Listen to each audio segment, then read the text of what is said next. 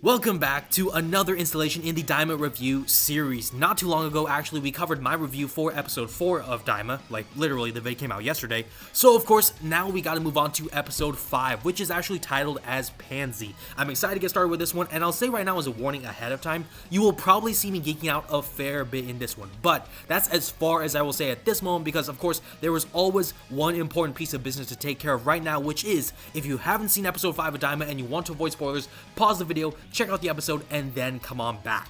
Alright, now first of all, to give a brief recap of where episode 4 ended off, if you guys remember, our trio of Goku, Shin, and Glorio were progressing in their journey towards King Gadan, who is the king of the third demon world, when Goku got into an altercation with the military police of the demon realm known as the Gendarmerie, and to be fair, I say altercation, but really it was just a bunch of grown men getting their asses kicked by a child.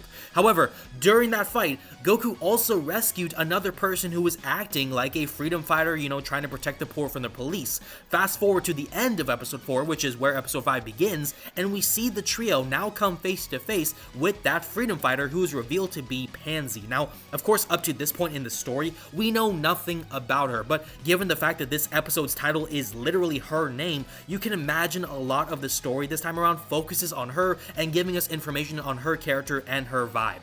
In that respect, I will say in the last episode, I mentioned how she kind of acts like the Demon Realm version of Bulma back when Bulma was a young kid, and we really do see that in this episode, even within the first interaction really, because between her and the trio, it's pretty much just her trying to figure out who Goku is, why he is so strong, and trying to learn more about our trio and what they are up to. And, of course, to be fair, Glorio and Shin are both people who would rather keep those things secret, but Goku, he's not that type of person, as we all know, and we see it literally here as he blurts out their intention to go to King Kadan's castle, which actually piques her interest and causes her to basically follow along even though she was not invited whatsoever. However, as we see through the episode, she's actually a lot more important than we realize. Now in the meantime, looking back on the police from the last episode, we obviously see them still recovering from the trauma that Goku put them through, but it is worth noting up to this point so far, Goma, Degasu, and our other antagonists are not yet aware of Goku and the others being here in the Demon Realm. However, now that Goku is basically a fugitive, it is pretty much guaranteed that that information will soon come to Goma's notice, which now kind of puts a clock on the situation, I suppose, but regardless, that's more of an observation I found. We still don't see that happen in this episode, so it'll probably be something to focus on another time. Continuing with our team of 4 now, I don't know what you call a group of 4, a quartet I guess? Anyways, with them now, we get some exposition to cover them being on their journey, and honestly, we learn of some fascinating stuff. One thing being that apparently every Majin, which I just assume means everyone from the Demon Realm, is capable of doing magic at least to a slight degree. With Pansy, we see she's actually pretty bad at it, but she can levitate a rock, so that can be perfect when Krillin decides to come on down and chuck it at Goku's forehead once again. But speaking more on the general information there, this can be very interesting because magic does allow for a bunch of crazy things to be introduced, so I'm expecting a lot of unique magic and fun concepts to be shown throughout the rest of the series. However, when it comes back to Pansy, as she quickly points out, she is much better when it comes to working with machines, which we already could have guessed based on her wasabi bomb trick from the last episode. Also, by the way, as a quick aside, I do kind of like the dynamic now building within this team. Now that Pansy is here, Glorio is having more facial expressions, and half of them are basically just him feeling exasperated and annoyed, but I really do like it. Between Shin and Glorio, we have our quiet duo, and with Pansy and Goku now, we see they are like the chatty duo, so I think that does mean they all can kind of build off of each other pretty well, but that's just what I want to say about the team as a whole so far. Also though, thanks to Pansy, we finally get our first mention of King Dabura. If you guys remember back in episode 3, we saw a statue of King Dabura, and I said even then, it looks like he was perhaps a better king, but we wouldn't know for sure until we heard from the locals. Well, now we have at least one perspective with Pansy, and she even says straight up, Dabura was bad, but not like Goma, so we'll have to wait and see. I'm sure we'll have more mentions of Dabura from others in the story, and now I'm actually more curious to see if the universal opinion will be that Dabura was bad, or if many others will sing Dabura's praises, especially in the other demon worlds. Anyways, they continued their journey and we finally get to see what Kadan Castle looks like, and to be fair, it's not bad, but it is definitely mid. Even Goku says it's not that impressive, but apparently by the third Demon World standards, it is. Regardless though, now that we're here, we of course need to learn more about what King Kadan is actually like, and between Glorio and Pansy, we get two similar yet different descriptions. Glorio describes Kadan as an uncivilized mafia boss, but Pansy seems to sing his praises as a boss who only attacks bad people and criminals. And you might be wondering at this point, why is she speaking so highly of King Kadan? But just give it a moment because that becomes clear very quickly. However, that will have to wait because we now go to the first Demon World, which we haven't really seen since the first episode, and of course if you remember, this is where Goma is, but basically we see Dende now as a baby is basically being read bedtime stories, and actually he's not really being treated as badly as one would think, but we see that's because Goma is planning to have Dende make new Dragon Balls for them. And honestly, this was definitely a surprise for me, but I actually think this is kind of a genius plan for Goma. Obviously, we know the Demon Realm's Dragon Balls are notoriously difficult to obtain, but with a new set of Dragon Balls, Goma can do a bunch of crazy things that were otherwise impossible. Other than that though, we don't really get to see much more since we transition back to Kadan Castle, and like I was saying earlier, Pansy is much more important than we realized, and now we see why, because she is in fact the daughter of King Kadan, and of course princess to the castle.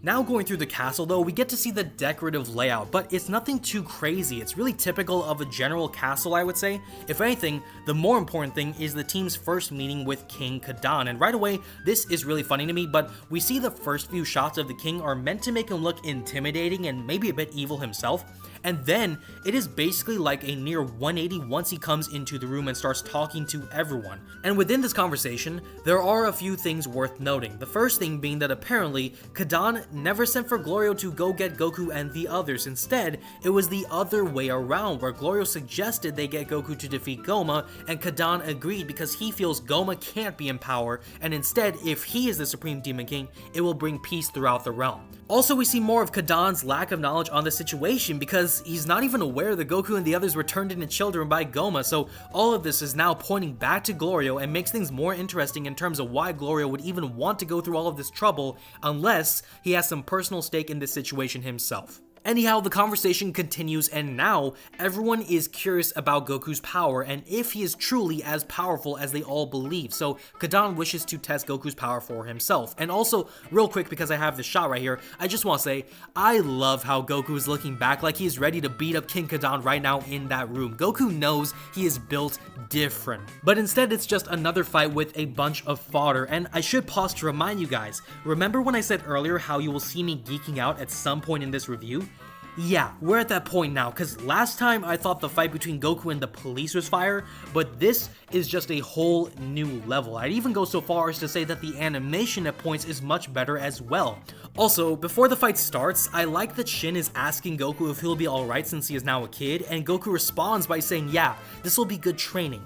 If I'm one of the guys down there and I hear a little kid say that this is training, I am running the other way. I am getting into a plane and I'm flying as far away from him as possible. Even when we see Goku stand off, you know he is about to cook. I mean, he's literally giving me Z Broly vibes at this moment, if you know what I'm talking about, where Goku is basically going to reverse jump that entire group of people and give them all nightmares. Either way, like I was saying, with the fight starting and everything, Goku is already handling business, and to be honest, really, he's more so bullying these guys. I mean, there's even a point where he's throwing a bunch of gut checks to one specific guy while everyone behind him is watching this happen. And honestly, I just feel bad. Like, bro, are y'all just gonna watch? Help him, he's dying out there. And I refuse to believe that this one guy did not end up in a hospital for 5 months after this happened. No. No.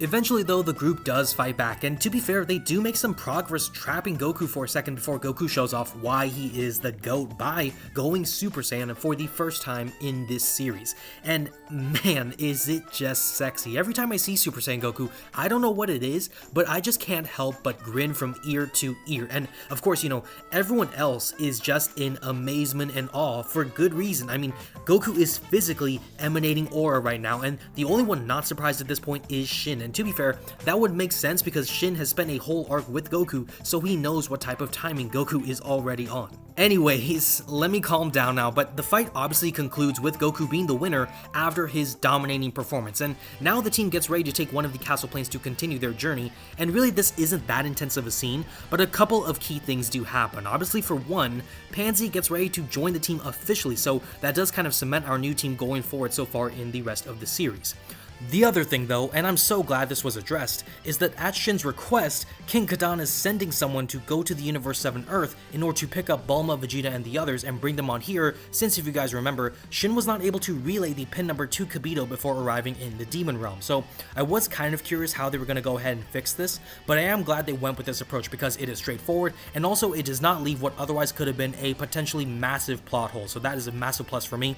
Also, by the way, a kind of interesting note here, but in Shin's description, he does mention Universe 7, so I do have to wonder if this means this whole story can find its way to be worked into the lore from what we know from Dragon Ball Super, but I will leave it up in the air for now. Now, as we approach the end of the episode, Shin is trying to warn Goku about Glorio keeping secrets of his own as we saw earlier, but they ultimately decide to continue onward regardless, and they're about to start their journey for the third Demon World Dragon Ball when all of a sudden, their ship breaks down. Like, seriously, their ship just breaks down within maybe 30 seconds of them using the thing, so now here we are with yet another setback for the gang to address the next time we see them, because that is where the episode now comes to an end. Alright, so overall thoughts on the episode.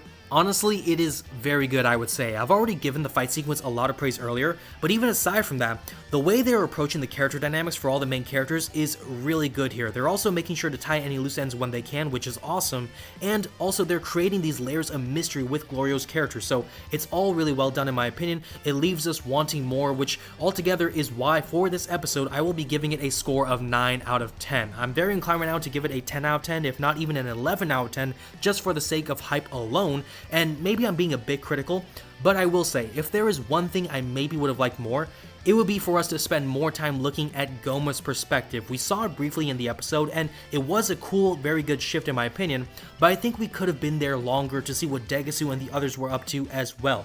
Regardless though, that is a minor gripe. The episode is still very fantastic, and when it comes to the series average now for Dragon Ball Daima, last time we had it at 9.25 out of 10. With this update, it's now going to adjust to 9.2 out of 10. Honestly, so far, this series has just been fan-freaking-tastic, and I'm really excited to see where things go from here.